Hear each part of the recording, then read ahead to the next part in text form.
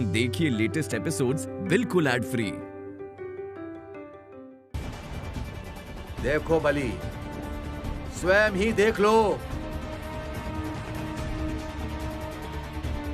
अलक्ष्मी के प्रभाव से तुम्हारी प्रजा कितनी पीड़ा में है। अन्न के अभाव से वो क्षीण हो रहे हैं, बलहीन हो रहे हैं। देखो, अपनी आंखों से देखो।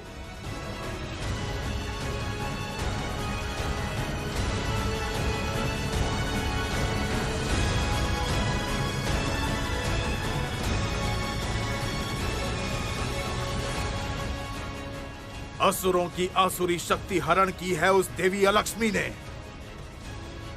इतना दुस्साहस उसका। मैं उसका विनाश करूंगा आचार्य। नहीं कर पाओगे असुरराज, नहीं कर पाओगे। तुम जितने भी शक्तिशाली हो, अलक्ष्मी के प्रभाव से तुम राज्य को मुक्त नहीं कर पाओगे। उसके लिए तुम्हें एक देवी की शरण लेनी होगी। देवी? कौन सी देवी? वो सौभाग्यदायिनी देवी श्री लक्ष्मी। असुरराज, एक बार उधर देखो, यक्षलोक की दिशा में। देखो देवी श्री लक्ष्मी के करुणा से उनके सौभाग्य में कैसे वृद्धि हो रही है।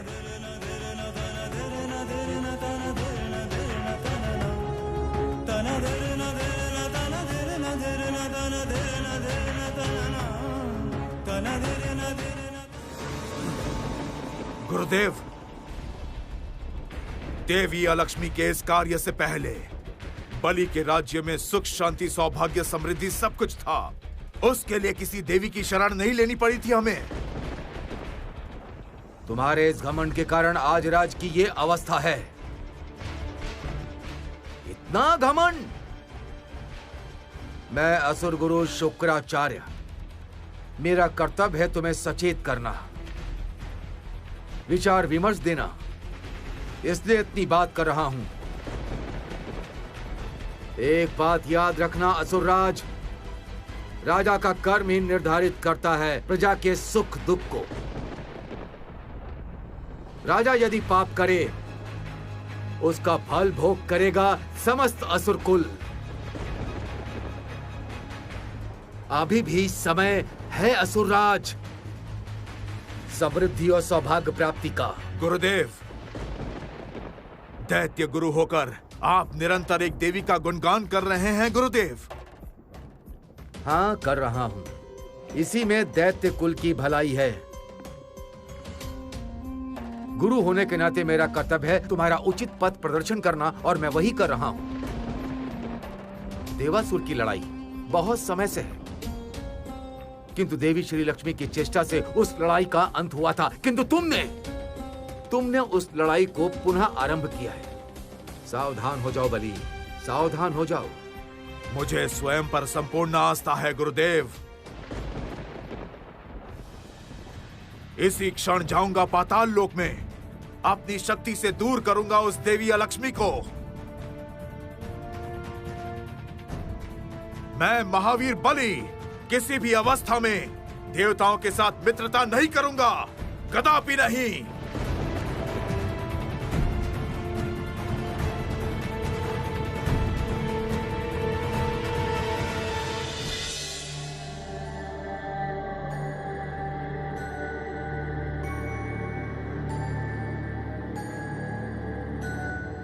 देवी, तुम इतनी शांत क्यों हो? क्या यक्षलोक में कोई विपदा आई है? प्रभु, हवन पूजा बंद होने पर वो अत्यंत पीड़ा में है। असुरराज बलि ने ये अधिकार हरण करके अत्यंत अन्याय किया है। हमें शीघ्र ही कुछ करना होगा प्रभु। जगत और कितने समय से श्रीहीन होकर रहेगा? जब तक उचित समय नहीं आ जाता, तब तक हम सबको प्रतीक्षा करनी ही होगी देवी। उस उचित समय की प्रतीक्षा मैं भी कर रहा हूं देवी। किंतु प्रभु, जगत की ये दुर्दशा मैं और नहीं सह पा रही हूँ। शांत हो जाओ देवी, तुम्हें स्वयं को संभालना होगा। किसी भी विषय पर अत्यधिक विचलित होना उचित नहीं है। तुम, मैं और हम सब भी काल की अपनी गति पर ही निर्भर करते हैं। उचित समय से पहले हम कुछ भी नहीं कर सकते हैं।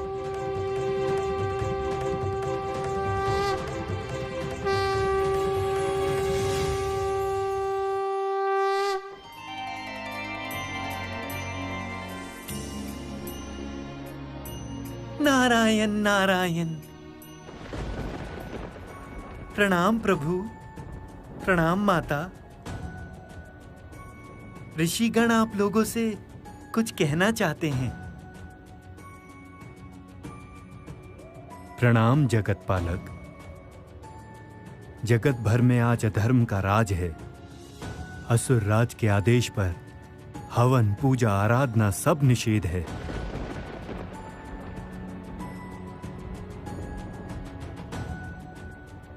तपस्या में बाधाएं आ रही हैं।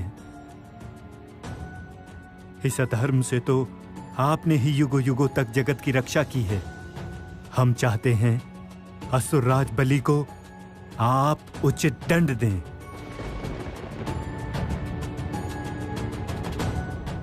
मेरे अवतार धारण करने का समय आ चुका है महर्षिगण। किंतु पाप का घड़ा जब तक नहीं भरता तब तक हम सबको प्रतीक्षा करनी ही होगी। प्रभु, विनाश के पहले मुझे एक अवसर दीजिए। मैं इस अधर्म के बीच भी श्री सृष्टि करना चाहती हूँ। ऋषिगण,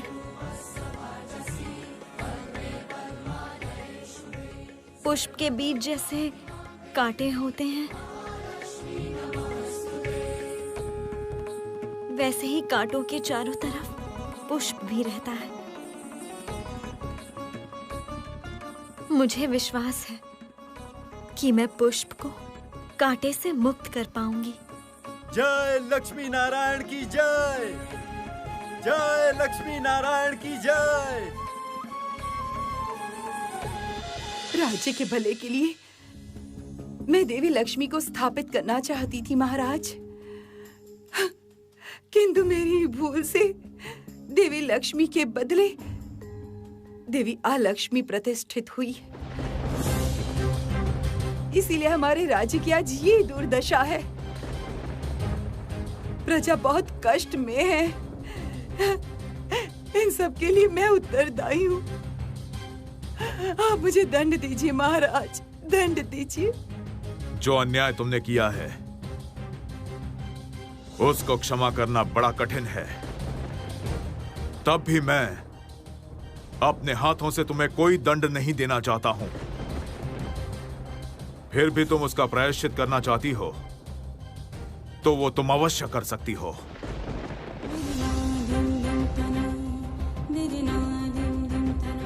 ठीक है, फिर आप मुझे इस राज्य से निकाल दीजिए स्वामी। वन में एकाकी वास कर मैं अपने अपराध का प्रायश्चित करना चाहती हूँ।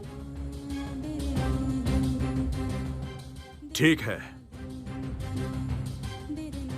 फिर वही हो।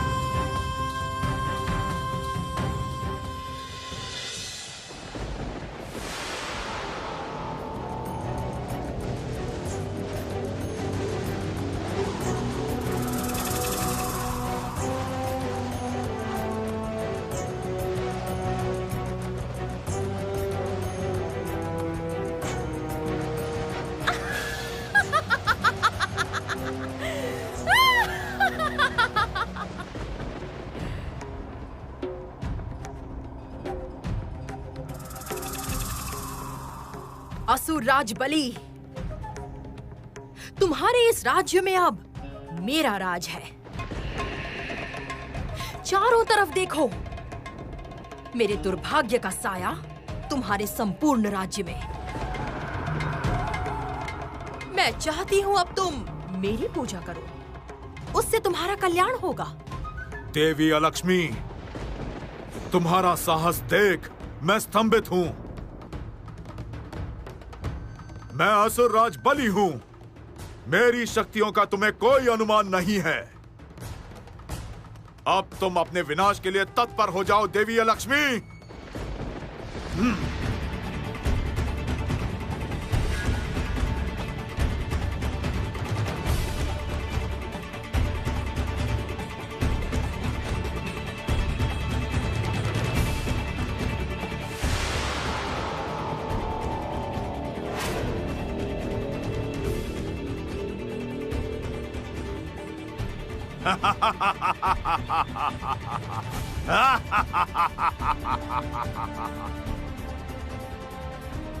अब से तुम मेरी बंदी बन चुकी हो देवी अलक्ष्मी।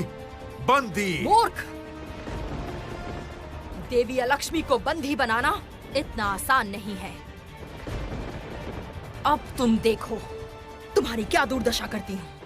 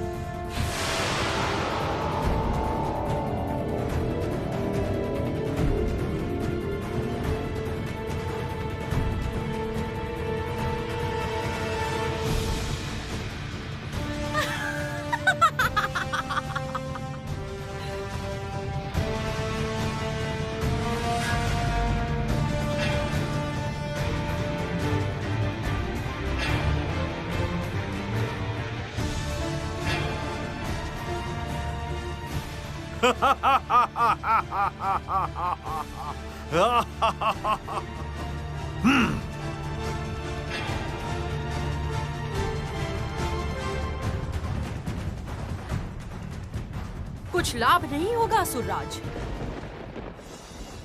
इस राज्य में तुम्हारी पत्नी ने मुझे स्थापित किया है और प्रतिष्ठित देवी स्वेच्छा से राज त्याग कर सकती है, उन्हें कोई निकाल नहीं सकता। आपका और मेरा युद्ध अनंत काल तक चलेगा और तब तक असुर कुल का विनाश हो चुका होगा और देवगण मेरी आरती उतारेंगे। हर ओर से मेरी जीत होगी बलि। अब निर्णय करो कि तुम मेरे शत्रु बनोगे या मित्र।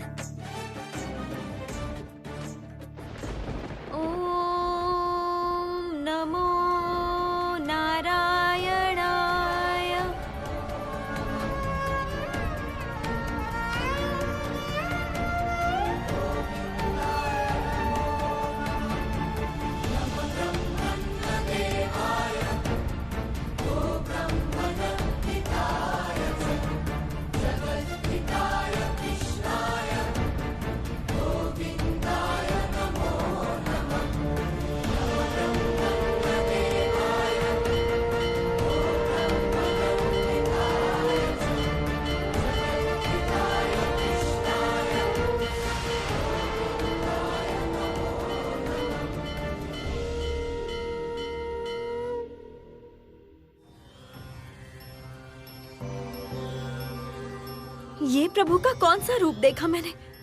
ये कैसा संकेत है?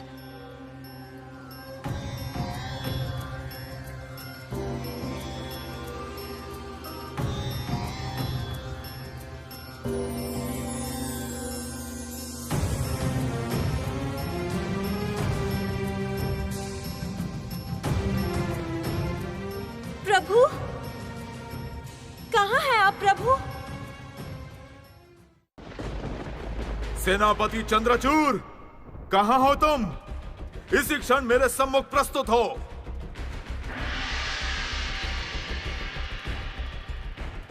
आदेश दीजिए महाराज। चंद्रचूड़, युद्ध के लिए तैयार हो जाओ। उस अलक्ष्मी को जैसे भी हो बलि के राज्य से दूर करना ही होगा। शांत हो जाइए महाराज। युद्ध से अलक्ष्मी को हराना संभव नहीं है। गुरुदेव ने सत्य कहा है। अलक्ष्मी को दूर कर सकती हैं केवल देवी श्री लक्ष्मी।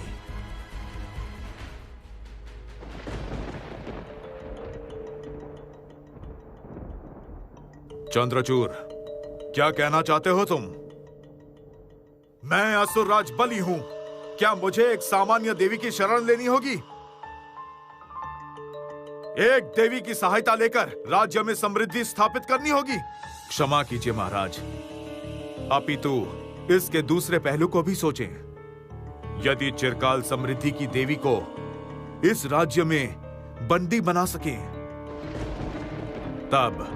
तब सौभाग्य तो चिरकाल हमारे साथ ही रहेगा महाराज। और देवगण इंद्र सभा में कभी भी लौट नहीं पाएंगे। तब भी विजय तो आपकी ही हुई महाराज।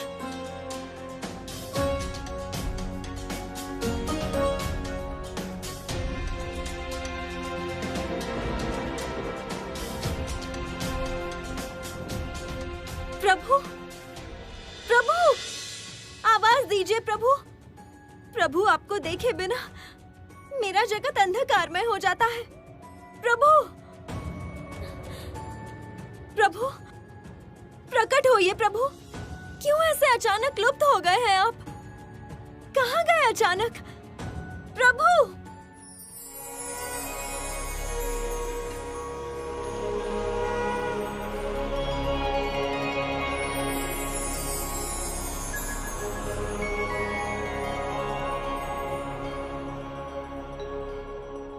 प्रभु, आप मुझे बताए बिना कहाँ चले गए थे प्रभु? देवी, मेरे दर्शन ना मिलने पर तुम इतनी व्याकुल क्यों हो जाती हो?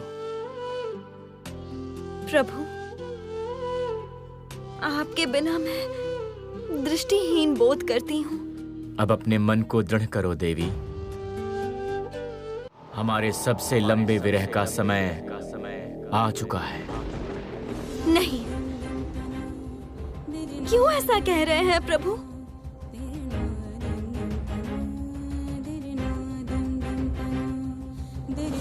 देवताओं को तुमने जो वरदान दिया है उसके लिए तुम्हें बहुत कष्ट उठाना होगा। ये मैंने अपनी दिव्य दृष्टि से देखा है, इसीलिए तुम्हें सचेत किया है। प्रभु, मैं समस्त पीड़ा सह सकती हूँ, किंतु आपसे विच्छेद की पीड़ा मैं नहीं सह पाऊंगी प्रभु। देवी, जगत के कल्याण के लिए तुम्हें यह पीड़ा भी सहनी ही होगी।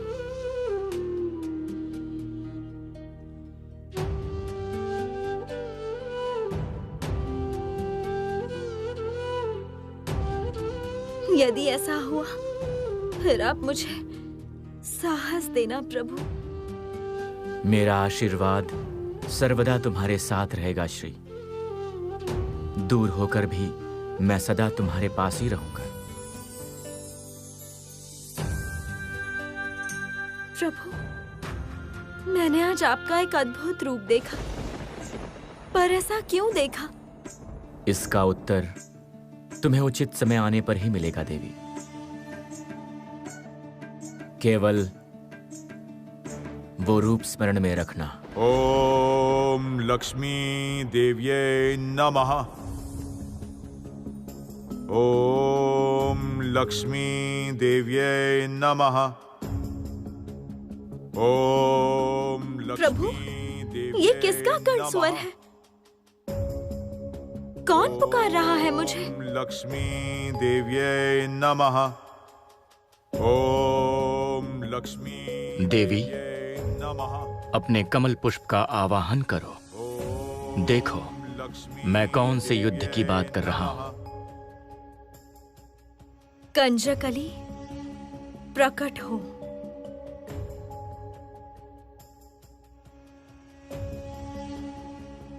ओम लक्ष्मी देव्ये नमः। ओम लक्ष्मी असुरराज बलि, देव्ये नमः। वो अचानक मेरा मंत्र क्यों गा रहे हैं प्रभु? ओम लक्ष्मी देव्ये नमः। क्या उद्देश्य है उनका? ओम लक्ष्मी भक्त का उद्देश्य देव्ये नमः। केवल भगवान ही समझ सकते हैं देवी। बलि तुम्हें स्मरण कर रहा है, देव्ये नमः। मुझे नहीं श्री। निश्चित ही कोई विशेष उद्देश्य है उसका, जो उचित समय आने पर उजागर होगा तुम्हारे सामने।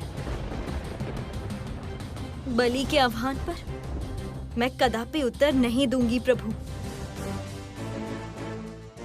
जो देवताओं की दुर्दशा का कारण है, जिसने त्रिजगत में हवन पूजा सब बंद करवा दिया, वो मुझे जितना भी आह्वान दे, जितनी भी आराधना करे, मैं नहीं जाऊंगी,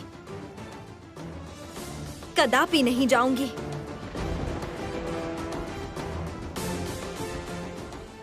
ओम लक्ष्मी देव्ये नमः। ओम लक्ष्मी देव्ये नमः। ओम लक्ष्मी देव्ये नमः। ओम लक्ष्मी देव्ये नमः।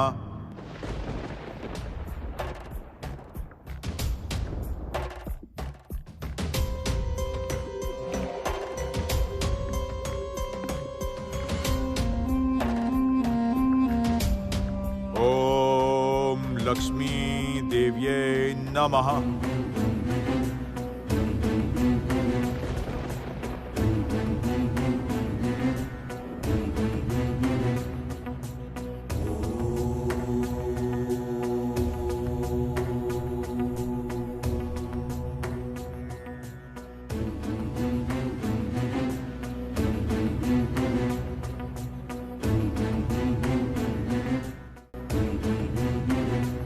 देवर्षि, मैं निरंतर भयभीत हो रहा हूं।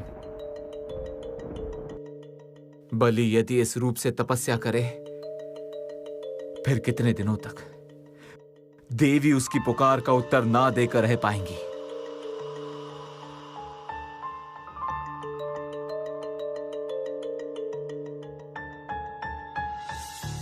बलि का असली उद्देश्य क्या है?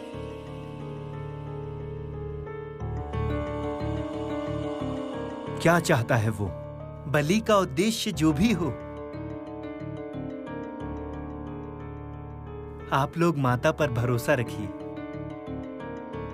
माता श्री लक्ष्मी ने जब आपको वचन दिया है जगत में श्री लौटाने का, तो अवश्य उन्होंने कुछ सोचा होगा।